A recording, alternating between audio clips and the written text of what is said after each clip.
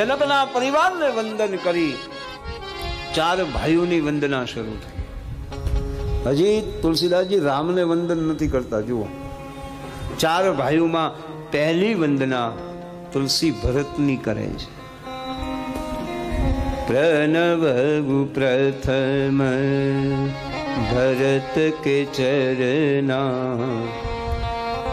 जासु name व्रत जाई न बरना राम चरण पंकज मन जासु लघुधम धूप इव तजई न पा.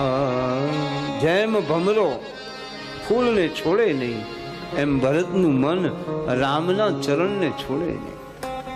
એક એવી કથા છે કે રામ જ્યારે વનમાં ગયા ત્યારે 14 વર્ષ ભરતજીએ ગાદી સંભાળી છે. આવી કથા છે. અને ક્રાંતિ તો એ વાતની છે સાહેબ કે રામ પાછા આવ્યા ત્યારે ભરતજીએ પ્રેમથી ગાદી પાછી આપી દીધી. આજે કોઈને મળી હોય તો પાછી આપે?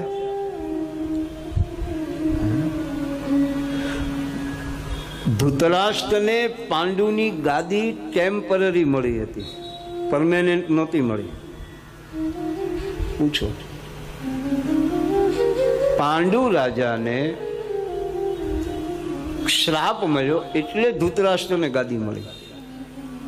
પણ પછી ધૃતરાષ્ટ્રની ભાવના જ બગડી ગઈ કે હવે પાંડુને ગાદી આપવી નથી. આ દેશમાં રામરાજ્ય પણ છે. તમે વિચાર કરો કે અત્યારે પણ કોઈ પણ માણસને તમે પૂછો તો એમ કહેશે કે અમારે રામરાજ જોઈએ છે. કોઈ એમ કીધું કે અમારે કૃષ્ણરાજ જોઈએ? સાચું કે ખોટું? હા, કોઈએ એમ કહ્યું કે અમારે કૃષ્ણનું રાજ જોઈએ? બધા એમ જ કહે અમારે રામરાજ જોઈએ છે. એવું હતું શું રામરાજમાં કે રામરાજની લોકો આજે પણ કલ્પના કરે છે. 14 વર્ષ સુધી ભરતજીએ રામનું રાજ્ય સાચવ્યું છે. અને એવી રીતે સાચવ્યું કે 14 વર્ષ સુધી રામના રાજ્યમાં કોઈનું મરણ ન થયું. વિચારવા જેવી વાત છે ને.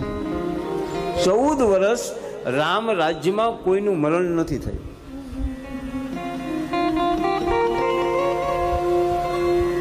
રામને જ્યારે ગાદી સોંપી ભરતે 14 વર્ષ પછી, ત્યારે રામજીને ભરતજીએ કહ્યું કે બાપજી આ તમારું રાજ્ય પાછું. પ્રભુ તમે મને જેવું આપીને ગયા હતા એની કરતા સંપત્તિ અને સન્મતિ વધારીને હું તમને આપું. હવે 14 વર્ષ સુધી કોઈનું મરણ ન થયું.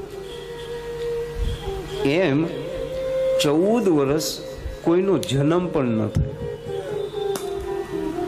બડી અદ્ભુત કથા है કે 14 વર્ષ અયોધ્યામાં કોઈ જન્મ્યું પણ નહીં અને 14 વર્ષ અયોધ્યામાં કોઈનું મૃત્યુ પણ નથી થયું.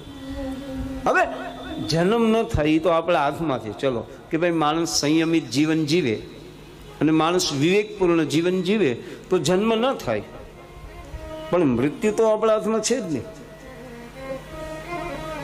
જન્મની નિશાની મળે, 9 મહિનાની જન્મની નિશાની મળે, પણ મૃત્યુની તો કોઈ નિશાની પણ નથી.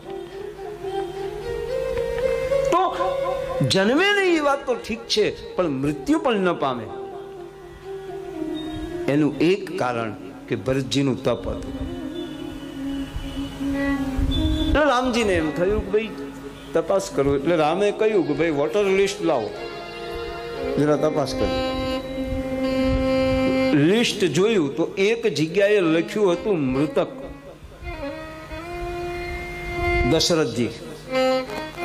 દશરથજીનું અવસાન થયું છે. તો રામજીએ કહ્યું ભૈયા ભરત યહાં મૃતક હૈ દશરથજી.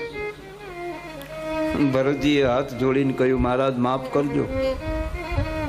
પણ જ્યારે દશરથજીનું મરણ થયું ત્યારે હું અયોધ્યામાં નહોતો. અને વાત બહુ સાચી. जब दशरथ जी का देहांत हुआ तो भरत जी अपने मामा के घर में थे.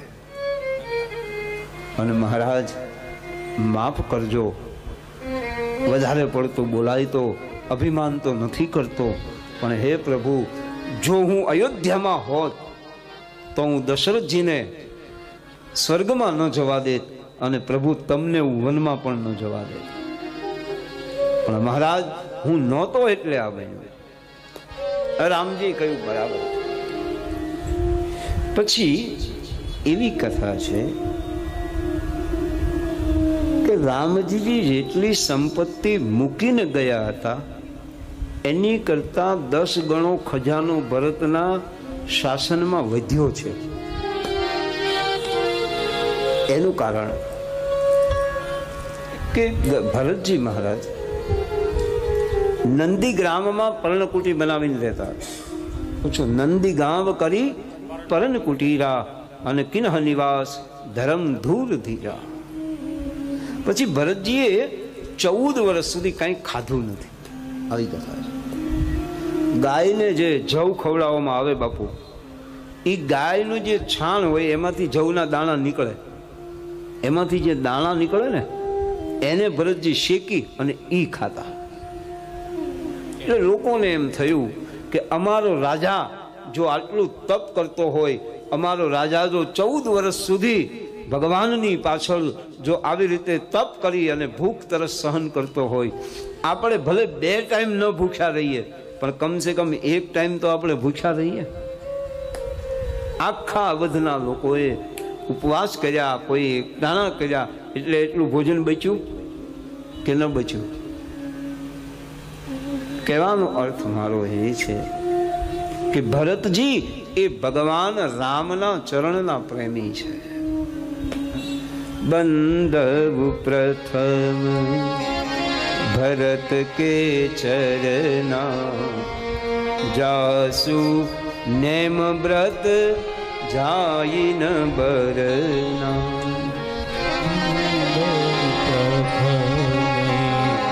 ભરત કે ચરણા જાસુ નેમ વ્રત જાઈન બરના. પછી લક્ષ્મણજીને વંદન કર્યું. બંદૌ લક્ષ્મણ પાદ જાલ જાતા શીતલ સુભગ ભગત સુખદાય.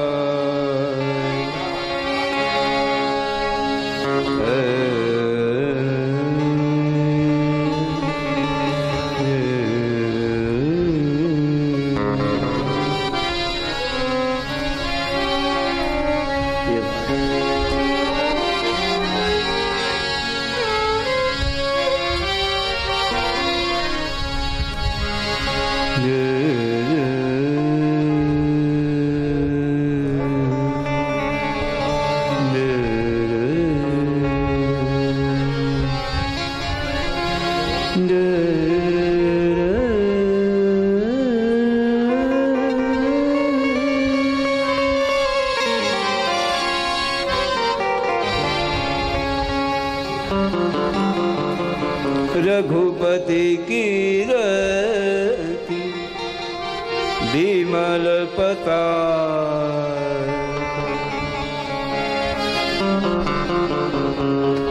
दंड समान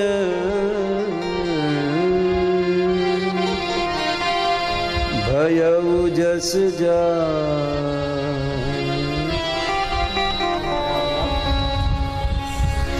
શત્રુઘ્ન મહારાજને પ્રણામ કર્યા છે. લક્ષ્મણજીને વંદન કરી. લક્ષ્મણજી એ ભગવાનની પાછળ પાછળ ચાલનારા, નહીતર લક્ષ્મણજીને વનવાસ નથી પૂછો. પણ રામ એ ધજા છે તો લક્ષ્મણજી એનો દંડ છે. અને પછી માણસનું મૌન પાત્ર. મને ને તમને એમ શીખવાડ્યું છે કે જ્યારે જ્યારે કુટુંબમાં ક્લેશ થાય ત્યારે મૌન રહેશો ને તો સંસારના ઘણા બધા પ્રશ્નો સમાધાન થઈ જશે.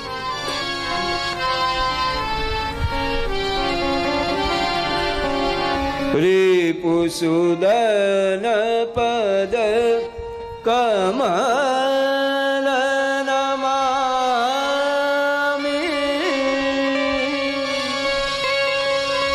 સૂરજુજી ભરત અનુગામી સુશીલ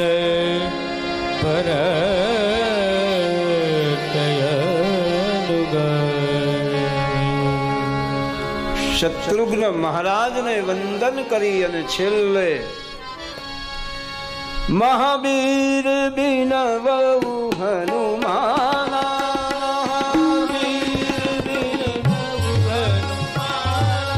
રામ જાસ જસ આપ બખાના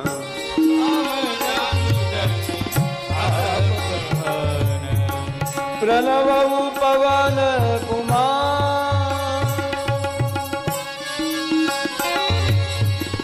ફલ બન પાવત જ્ઞાન ગન જાસુ હૃદય આગા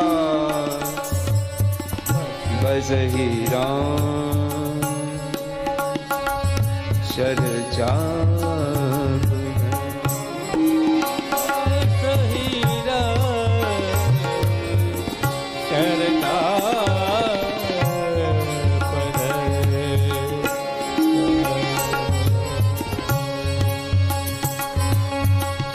बंदव सबके चरण सुहाने अधम शरीर राम जिन पाए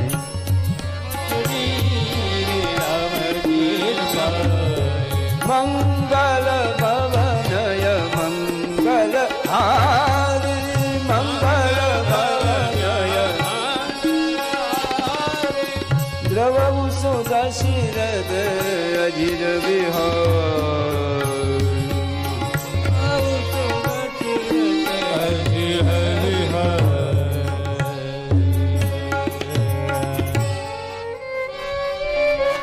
गिराय रग जल बीच सम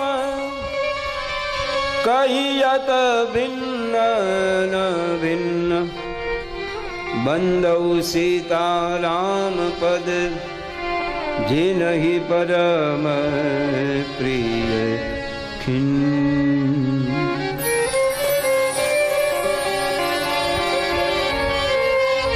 બધાને પ્રણામ કરી